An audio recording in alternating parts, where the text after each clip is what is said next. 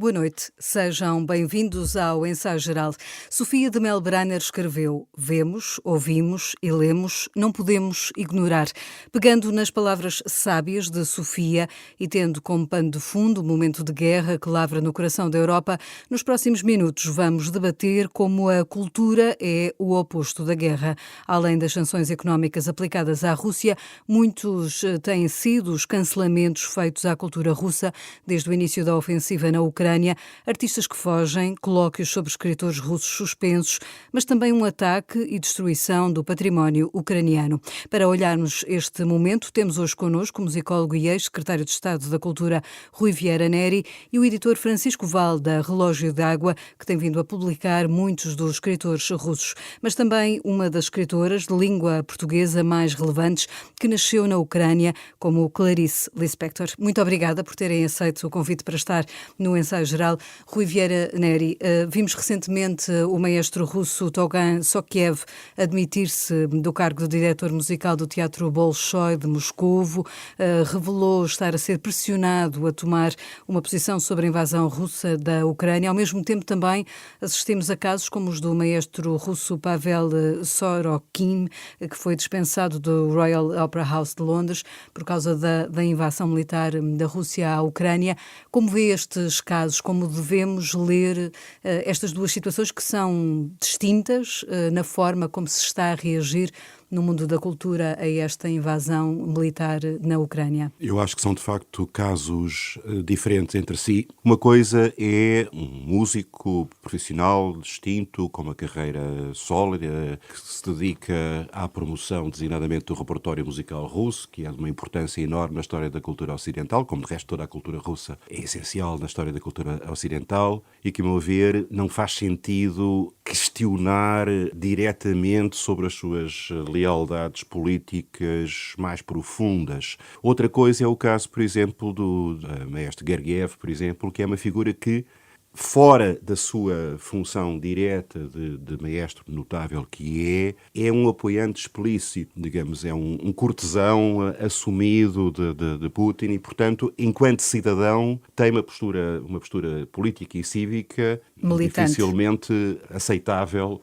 neste contexto. Portanto, eu acho que são situações diferentes. Quer dizer, cancelar a cultura russa e os agentes culturais russos à espera de posições militantes de todos, num sentido ou noutro, parece-me incorreto. Pior ainda é cancelar a própria cultura russa. Quer dizer, quando nós assistimos a uma universidade italiana a cancelar um colóquio sobre Dostoiévski, isto entra no domínio do absurdo absoluto, até porque, o Francisco Val falará melhor do que eu sobre isso, mas, quer dizer, grande parte da cultura russa é uma cultura de liberdade, é precisamente uma cultura de reação à sucessão de regimes ditatoriais tremendos que foram sendo os que caracterizaram os vários impérios russos até hoje, e, portanto, é uma cultura que expressa uma ânsia de liberdade, de dignidade humana, ou seja, de todos os valores pelos quais nós achamos que é importante lutar. Portanto, certamente não a qualquer forma de cobertor de cancelamento da cultura russa. Quanto aos casos individuais, acho que é preciso distinguir entre aqueles que são militantes do regime Putin e aqueles que simplesmente exercem a sua profissão. Não me parece que haja uma resposta única, a não ser claramente a da salvaguarda do respeito e da importância que nos merece a cultura russa. Francisco Val, como editor da Relógio d'Água, tem vindo a reeditar escritores fundamentais, precisamente desta literatura russa, desde Tolstói, Dostoiévski,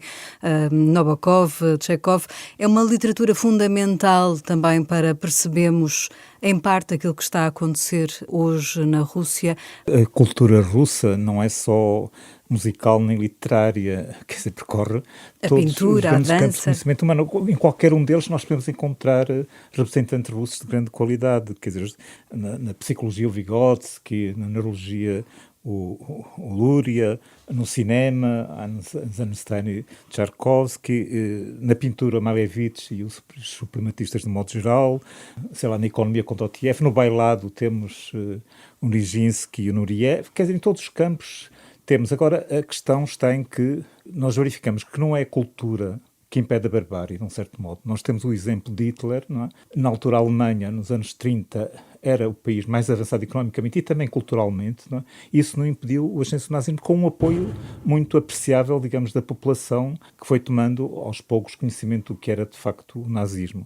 Embora a cultura e a literatura e a música sejam extremamente importantes, não é, para a formação individual, não conseguem ser um dique em relação aos regimes autoritários. Nós, em relação designadamente àqueles casos individuais de que o Riviera Neri falou, a questão é que o regime de Putin, até 2012, conseguiu comprometer muitos criadores, e eu falo da cultura no sentido individual e criativo, não no sentido, digamos, sociológico, digamos, dos costumes, das tradições e não sei o quê, mas conseguiu comprometer muitos criadores russos, não é? Que se foram afastando a partir de 2012, quando ele endureceu as suas posições do regime e se ligou mais à Igreja Ortodoxa e começou a preparar a invasão da Crimeia. Muitos foram-se afastando e atualmente a situação é muito complexa. Para dar um exemplo, na Rússia existem 800 teatros, que são todos eles apoiados, pelo menos a 70% pelo governo, não é? Portanto, isso cria relações muito complicadas com os Ficam criadores. maniatados na sua programação. Estão maniatados, sabem muito bem que se descarrilarem que têm sanções, graves às vezes, não são só corte de subsídios, como aqui seria, ou poderia ser num país ocidental, de certo modo, quer dizer, é mesmo perigoso, digamos, fazer isso. Agora, eu acho que na literatura, por exemplo, nós vemos o caso do Tolstói, o Guerra e Paz é escrito contra uma invasão da Rússia, pelo Napoleão, na altura, quer dizer, tinha, digamos, era um adversário pessoal quase do Tolstói, o Napoleão, enquanto invasor da Rússia, embora, como se sabe, na Rússia havia simpatizantes do Napoleão e da democratização que aparentemente que ele representaria. O Dostoiévski, por exemplo, foi proibido há pouco um curso sobre ele numa Universidade de Milão.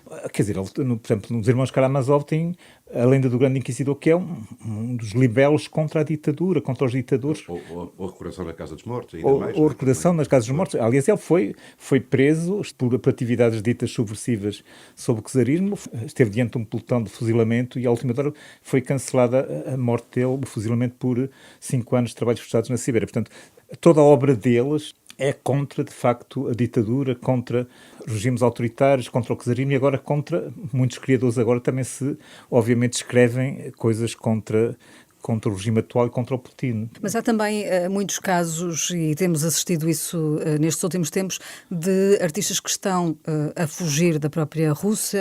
O exemplo, por exemplo, de uma das bailarinas do Bolshoi, Rui Vieira Neri. Esta fuga de artistas é também algo já que marcou a história da própria Rússia. Como é que se vê neste contexto esta fuga? Em vários momentos da história da Rússia e depois também da União Soviética por extensão, houve artistas que consideraram que a sua liberdade de criação estava posta em causa e que fizeram carreira no Ocidente. Foi o caso de muitos bailarinos, dos próprios ballet russos, do Diaghilev, não é, que fizeram a sua carreira fundamentalmente fora da Rússia.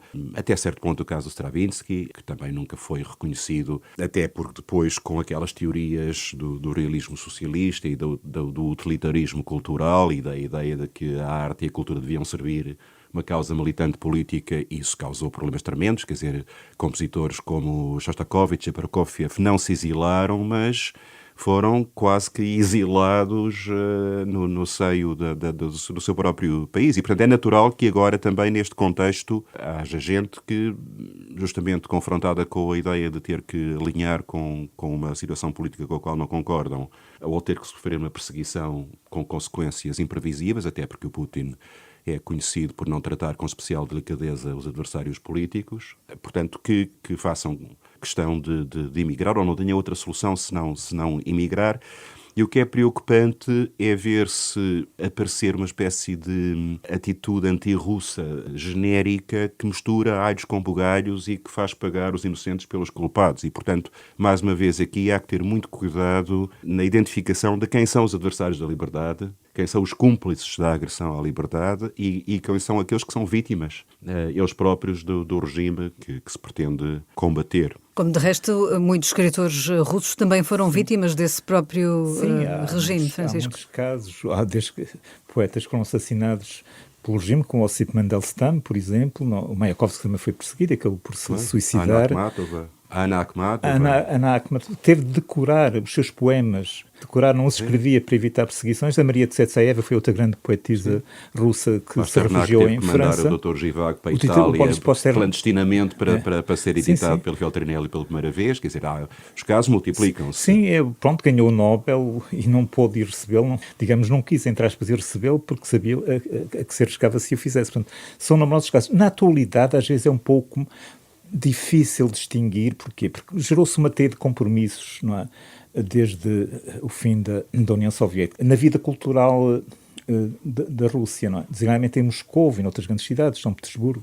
E às vezes há pessoas que se aproximam do regime para conseguirem sobreviver e depois entram numa relação muito difícil. Mas nos últimos anos, como disse, sobretudo desde 2012 e a partir sobretudo das últimas eleições que geraram grandes protestos e daquele plebiscito para que o Putin pudesse estar mais, acho que é 16 anos no poder, que aquilo provocou um grande afastamento de facto dos artistas, de modo geral, do regime. Claro que tem sempre a sua corte, há sempre aqueles que ficam à espera das migalhas do regime, mas muitos daqueles principais e mais criativos afastaram-se. Alguns estão, obviamente, a sair da Rússia. Não é? Recentemente, em entrevista à Renascença, a diretora do Europa Nostra, que é a voz do património na Europa, considerava que o património ucraniano é, neste momento, o mais ameaçado de toda a Europa. Há aqui também esta devastação que temos estado a assistir na Ucrânia. Os museus escondem os seus bens. Enfim, há aqui, Rui Vieira Neri, também este risco e esta tentativa de apagar aquilo que é a cultura ucraniana? Talvez não haja propriamente um programa específico dirigido contra a cultura. Há um programa dirigido contra o povo ucraniano no seu conjunto. Nós já vimos exemplos muito tristes disso anteriormente. O Putin destruiu completamente Grozny, na Chechênia, destruiu completamente Alepo, que era uma joia do património cultural mundial na Síria. Ou seja, a ideia de Putin é que um adversário, seja ele individual ou coletivo, deve ser arrasado. E nesse arrasar, naturalmente, que a cultura e os agentes de cultura não são exceção. Quer dizer, portanto, eu não penso que haja propriamente uma espécie de programa anticultura, a não ser um pouco como arma psicológica também, que também serviu, por exemplo, nas guerras da Iugoslávia, a Sérvia, que fazia tiro ao alvo com os monumentos de Dubrovnik, porque era uma questão de esmagar a própria identidade croata. Mas aqui há simplesmente uma vontade de guerra total, à margem de todo o direito penal internacional, sem limites, que é aterradora, e certamente que é aterradora para as pessoas, que perdem a casa, que perdem a família, que perdem os filhos, e que é aterradora do ponto de vista de um património que é destruído e que não poderá ser reconstruído. Cada dia que passa nesta guerra, nós estamos a assistir a um genocídio cultural, enfim, como parte de uma política que ela própria é genocida, em termos mais amplos, não é? Francisco Val. Quando estive na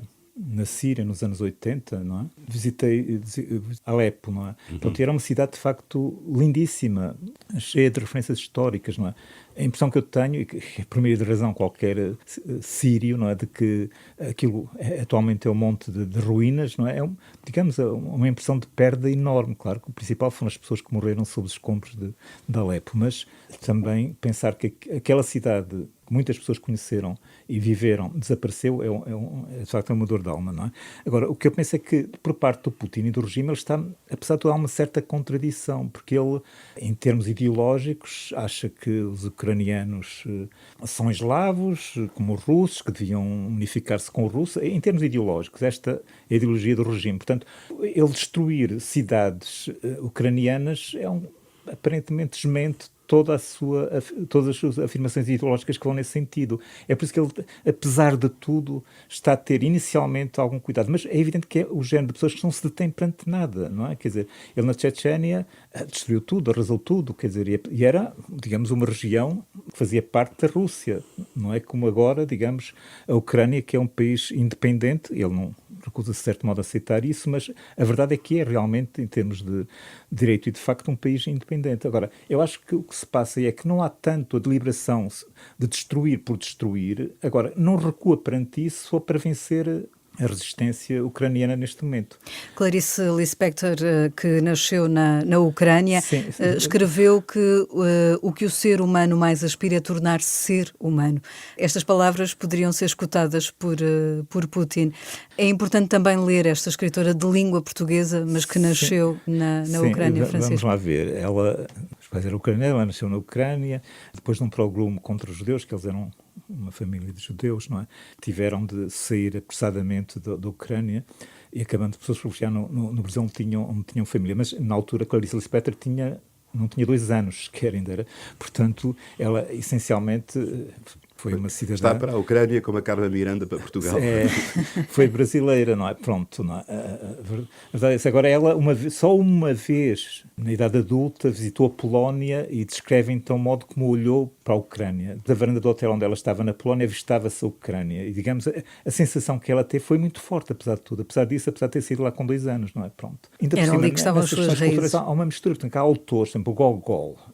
É ucraniano, não é russo. É mais ucraniano que russo, digamos, claro, de certo modo, mas pronto... Como a Svetlana Alexievich. Pronto, há vários casos assim, portanto, ali há de facto uma certa miscigenação cultural, não é? E é isso que, num primeiro momento, aparentemente teve um pouco a vertigem destruidora de Putin, mas neste momento rapidamente pode ultrapassar essas inibições, a ideia que dá, não é? É que é preciso distinguir entre a identidade eslava e a identidade russa. Putin é daqueles que acha que uma coisa é sinónimo da outra. Não é. Ou seja, historicamente, a Ucrânia tem uma existência cultural e até política muito anterior e pelo menos comparável. Ou seja, o Império Russo foi sendo construído em nome de um pan-eslavismo que, na realidade, era uma expansão de uma fração do universo eslavo. Portanto, é preciso ler com algum cuidado esta ideia onde quer que haja. Porque então tínhamos uma espécie de pan-eslavismo total e entrávamos pela Bulgária e entrávamos pela ex-Jugoslávia e para aí fora. Estes antigos impérios, por definição, o mesmo acontece no Império Austro-Húngaro, por exemplo, no Império Otomano, eram multiétnicos, eram multiculturais. Era mesmo a única coisa positiva nesses regimes opressivos, tipicamente imperiais, era este convívio multiétnico, multicultural, multilinguístico, e quando de repente se decide que este território tem uma etnia preferida, um povo preferido, uma língua preferida, uma cultura preferida, estamos a distorcer a história e o resultado é tremendo. Não é? Essas últimas guerras europeias nasceram da desagregação de grandes impérios multiétnicos e ao mesmo tempo que se há ascensão de outros impérios. Neste caso é, obviamente, o Império Chinês que tende, digamos, a afirmar-se como, em termos também internacionais. Mas é nesses contextos, quando se procura homogeneizar aquilo que sobra dos impérios derrotados, digamos, em que diferentes países vencedores das guerras, não é?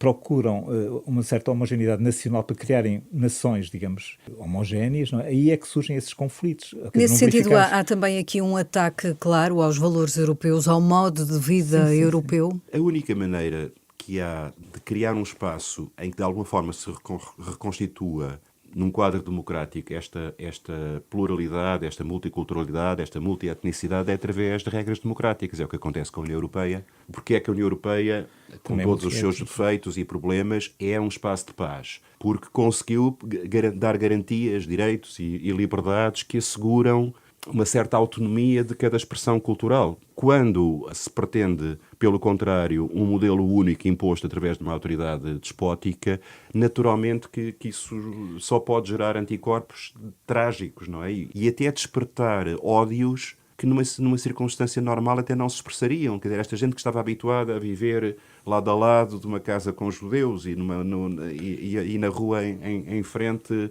um lituano e alguns deles têm depois um polaco, familiares de repente russos, estão a ser convencidas de que o seu dever patriótico é destruir tudo o que seja diferente. Portanto, estas identidades, que no fundo são os mitos românticos inventados no século XIX e que não têm em conta a realidade da diversidade humana e a riqueza do diálogo entre culturas, redundam sempre em situações de crime, no limite. O que nós verificamos é que esses sonhos visionários imperiais, desde a tentativa de fazer uma nação ariana do Hitler, desde a Alemanha até os Urais, agora também este sonho imperial de Putin, juntar a nação eslava, que são mais diversos. Na Federação Russa existem dezenas e dezenas de nacionalidades, quer dizer, em vez de tentar seguir, claro que é mais difícil lá, o exemplo da União Europeia, onde também há multietnicidade, não é? Através de soluções democráticas tem-se conseguido dirimir conflitos e que convivam diferentes etnias, não é? E a história ensina-nos que é o único caminho para evitar a guerra é esse. Francisco Val, uma das consequências desta guerra, dizia a Associação de Editores Europeus, é já a falta de papel para imprimir. É um problema no setor dos livros, começa a ser também um problema para a edição? Não é tanto uma escassez em termos absolutos, é o aumento de preços. De preço. Quer dizer, todas as semanas estamos a receber um comunicado das papeleiras a dizer que, pronto, por razões que têm a ver com os fornecimentos, com o transporte e não sei o quê, aumentamos mais 10%, mais 15%, não sei o quê, pronto. É muito complicado gerir isso, mas não creio que haja propriamente uma escassez em termos absolutos. Os grandes produtores de pasta de papel, apesar de tudo, estão nos países nórdicos, nos escandinavos, designadamente, e, portanto, é possível manter um certo abastecimento, embora com custos adicionais, não é? Que política é também a que se faz nos museus? Vemos a Rússia, Rui Vieira Neri, a ter, por exemplo, em Espanha, em Málaga, um museu russo com o espólio todo do Hermitage. Tem neste momento diversas exposições, uma delas sobre Dostoiévski, outra sobre Malevich. Há também uma política cultural da Rússia a tentar espalhar a sua cultura por outros países europeus? Mas isso não parece que se fosse só isso, seria digamos, um imperialismo bem-vindo, ou seja, o mostrar a sua cultura nunca ficou mal a ninguém, pelo contrário, quanto mais... Portugal chegou a ter a ideia de ter um polo do Hermitage. Pois, e por que não? E por que não um polo do Louvre, como há agora também nos Emirados Árabes? Quer dizer, eu nisso não vejo problema. Como eu comecei por dizer, a cultura russa é uma componente importantíssima da cultura da humanidade e, portanto, conhecê-la só faz bem a toda a gente. Até porque, volto a dizer, na essência de muita dessa cultura está uma mensagem de dignidade humana, de liberdade, que é exatamente o contrário daquilo que o regime de Putin está a fazer. Repare, nós agora estamos muito indignados, e com toda a razão, pela violação da soberania da Ucrânia e pelos crimes de guerra que vão ser cometidos, mas eles foram antecedidos por anos de perseguição, de negação dos direitos humanos na Rússia, de diminuição dos direitos das mulheres, de perseguição à comunidade LGBT, de censura cada vez maior à liberdade de imprensa. O Putin já era, de certa maneira, um fautor de guerra no seu próprio país, de guerra contra a cultura, de guerra contra a liberdade, de guerra contra a democracia. Apesar de tudo, o direito internacional estabelece algumas balizas que, sem corrigir as coisas, pelo menos garante, ok, as fronteiras são invioláveis. E quando nem isso já sobrevive, então entramos numa guerra de poder simples, com consequências, impensáveis, não é? Se pensarmos no que pode ser qualquer descuido nestas operações militares que de repente precipite o alargamento do conflito, ficamos de cabelos em pé. Nesta semana em que a poesia portuguesa ficou mais pobre, no Ensaio Geral prestamos agora homenagem a Gastão Cruz, o poeta que trouxemos várias vezes a este programa e que hoje é evocado pelo nosso colaborador Guilherme de Oliveira Martins, do Centro Nacional de Cultura. Quando percorro as ruas de Faro, não só recordo a gente singular de Manuel Teixeira Gomes, mas também há muitos anos o meu avô a lembrar que ali encontrava nos dias finais da sua vida o poeta Cândido Guerreiro. Por isso, há um poema de Gastão Cruz a que sempre gosto de regressar, uma vez que me recorda o Algarve que sempre conheci, de minha mãe e de meus avós e de tantos amigos, muitos que já partiram. O título, Faro 1952, tem a marca do ano em que nasci, mas lembra-me recordações de que ouvi falar ou que presenciei ao longo dos tempos. Quando homenageei em querença Gastão Cruz, essas palavras soaram com especial intensidade e brilho. O café, do outro lado a livraria, essa meta da tarde que esfria a pele sem que frio fique o dia. As linguagens regressam às cúpulas das folhas e os 13 noturnos ainda nos esperam. Quantas lembranças! E por isso este poema ainda ganha para mim maior sentido, já que é essa mesma memória que aqui se recorda. Percorremos a rua até onde entra nela a aragem da ria e o café de um lado, do outro a livraria, à porta, o chapéu largo e a barba branca de um poeta do passado. Assim se ilustra bem a afirmação de Gastão Cruz sobre ser poeta do real, singularíssimo, na boa companhia dos outros poetas como Sofia, Senna, Rui Belo, Fiamma Acebais Brandão, Armando Silva Carvalho, Fernando Assis Pacheco, Luísa Neto Jorge, Maria Teresa Horta. De facto, cada um imprimiu na realidade que nos cerca uma marca especial de crítica e de confronto. E assim podemos entender a importância da Poesia 61. Não foi um cânon ou uma orientação, mas um encontro em que houve uma procura de radicalidade por diversos caminhos.